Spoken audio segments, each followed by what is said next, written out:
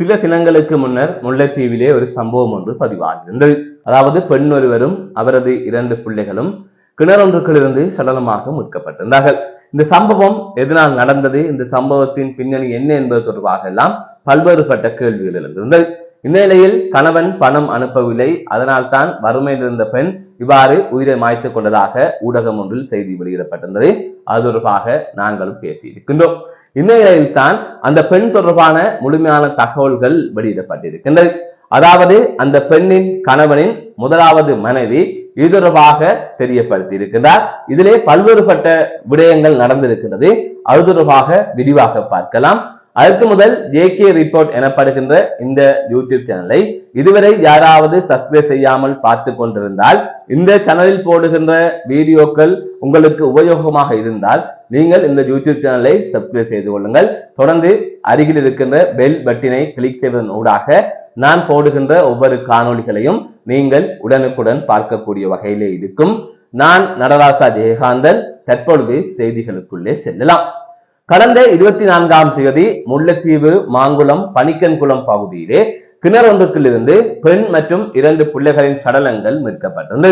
அதாவது அந்த பகுதி மக்கள் வழங்கிய தகவலுக்கு அமைய அந்த பகுதி கிராம சேவகர் மற்றும் போலீசார் சென்று அந்த சடலத்தை கண்டதுடன் அதன் தொடர்ச்சியாக முல்லைத்தீவு நீதிபதி அங்கே சென்று சடலங்களை மீட்டு பிரேத பரிசோதனைக்கு உட்படுத்துமாறு உத்தரவிட்டிருந்தார். அதற்கு அமைய சடலங்கள் பிரேத பரிசோதனைக்கு உட்படுத்தப்பட்டதன் பின்னர் ஒப்படைக்கப்பட்டது. அதன் தொடர்ச்சியாக அவர்களது உடலும் நல்லடக்கம் செய்யப்பட்டிருக்கின்றது. இந்த சூழ்நிலையில் இந்த சம்பவத்தின் பின்னணி என்கின்ற வகையிலே சில செய்திகள் வெளிவந்திருந்தது.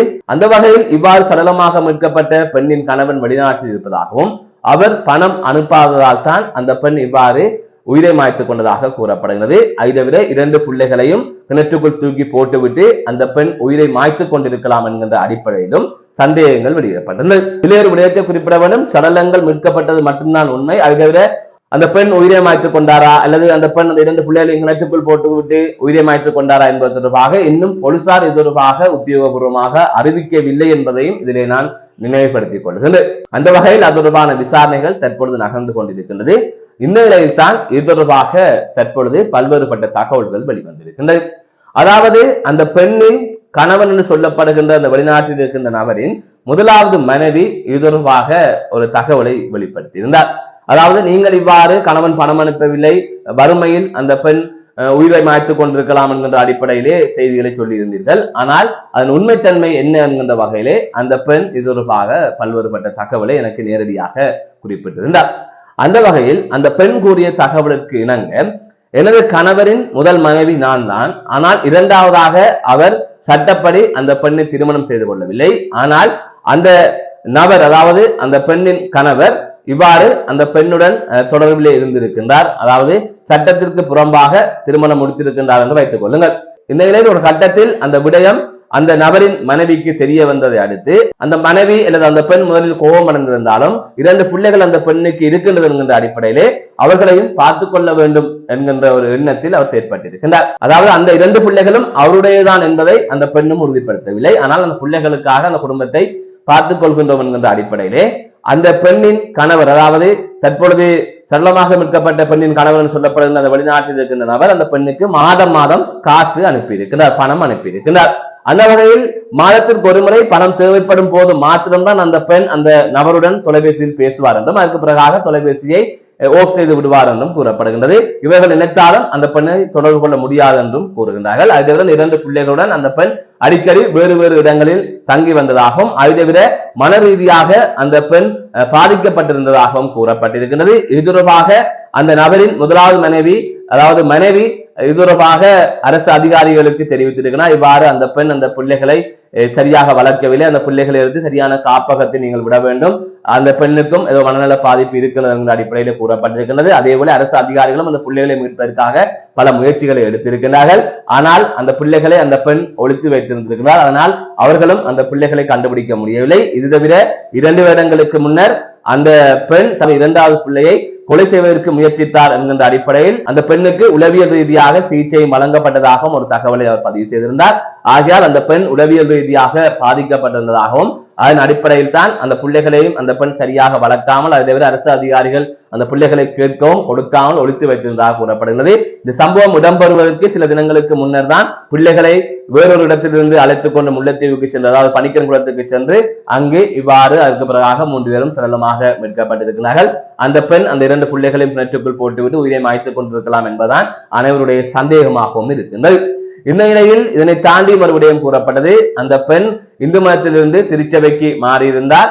இவ்வாறு கணவன் அனுப்புற அந்த நபர் அனுப்புற புலம்பெயர் தேசத்தில் வசிக்கிற அந்த நபர் அனுப்புற பணத்தை எடுத்துக்கொண்டு பிள்ளைகளுக்கு எதுவுமே வாங்கி கொடுப்பதில்லை, பிள்ளைகளுக்காக செலவழிப்பதில்லை, அந்த பணத்தையும் எடுத்துக்கொண்டு அந்த திருச்சபைக்கான மதமாற்ற பிரசாரத்திற்காகவும் அது தொடர்பான செயற்பாட்டுக்காகவும் அந்த பணத்தை செலவழித்துக் கொண்டு பிள்ளைகளையும் கவனிக்காமல் அந்த பெண் இவ்வாறு செயற்பட்டு வந்திருக்கின்றார். இவ்வாறான நிலையத்தான் இப்படியான துயரமான சம்பவம் பதிவாகி இருக்கின்றது என்று அந்த பெண்ணின் கணவன் சொல்லப்படுகின்ற அந்த நபரின் மனைவி குறிப்பிட்டிருக்கிறார், அதாவது முதலாவது மனைவி குறிப்பிட்டிருக்கின்றார்.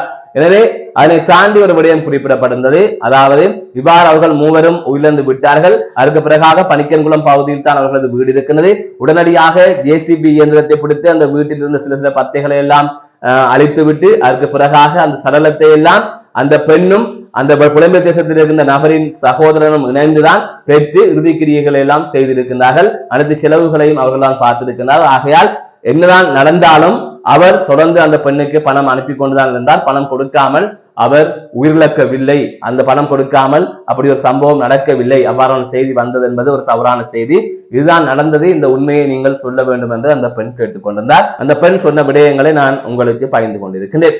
ஆக அந்த முல்லைத்தீவு பெண் உள்ளிட்ட 3 சடலங்கள் மீட்கப்பட்ட சம்பவம் தொடர்பாக இவ்வாறெல்லாம் பல தகவல்கள் வெளியாகி கொண்டிருக்கின்றது. ஆகையால் இது தொடர்பாக பல்வேறுபட்ட சந்தேகங்கள் எழுந்திருந்தது. இதற்கு பின்னால் என்ன நடந்தது, என்ன காரணங்களாக இருக்கும், அந்த காரணங்கள் ஆராயப்பட வேண்டும், இவ்வாறான சம்பவங்கள் சமூகத்தில் நடைபெறாமல் இருக்க வேண்டும் என்கின்ற வகையிலே பல விடயங்களை நானுமே பயந்திருந்தேன். ஆகையால் இது தொடர்பாக நீங்கள் உண்மையை வெளிப்படுத்த வேண்டும் என்கின்ற அடிப்படையிலே அந்த பெண் தொடர்பு கொண்டு இவ்வாறு பல தகவல்களை குறிப்பிட்டிருந்தார். ஆகவே அவர்தான் முதல் மனைவி, அந்த பெண் தான் முதல் மனைவி.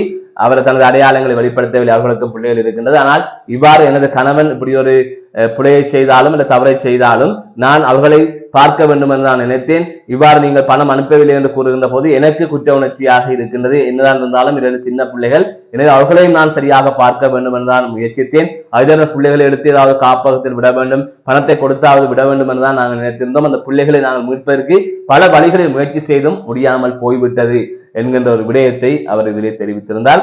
உண்மையிலே அந்த பெண்ணின் இந்த கதையை கேட்கின்ற போது ஒரு வித்தியாசமான ஒரு விடயமாக, வித்தியாசமான ஒரு தகவலாக இது அமைந்திருந்தது. அதாவது இவ்வாறு ஒருவர் வேறொரு பெண்ணுடன் தொடர்பில் இருந்தால் அதை யாருமே ஏற்றுக்கொள்ள மாட்டார்கள்.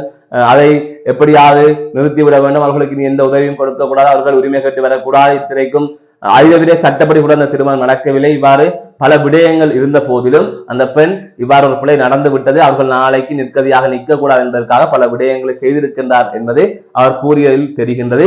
அது தவிர இது தொடர்பாக இந்த தகவலை உறுதிப்படுத்துவதற்காக எல்லாம் அந்த சமூக மட்டத்தில் பல்வேறுபட்ட நபர்களுடன் பேசியிருந்தோம். சிலர் ஊடகங்களுக்கு கருத்து தெரிவிக்க முடியாது, இந்த பிரச்சனை நடந்து கொண்டிருக்கிறது, போலீசார் விசாரித்துக் கொண்டிருக்கிறார்கள், எனவே நாங்கள் சொல்லவில்லை என்று அரசு உத்தியோகங்களில் இருந்தவர்கள் தெரிவித்திருந்தார்கள்.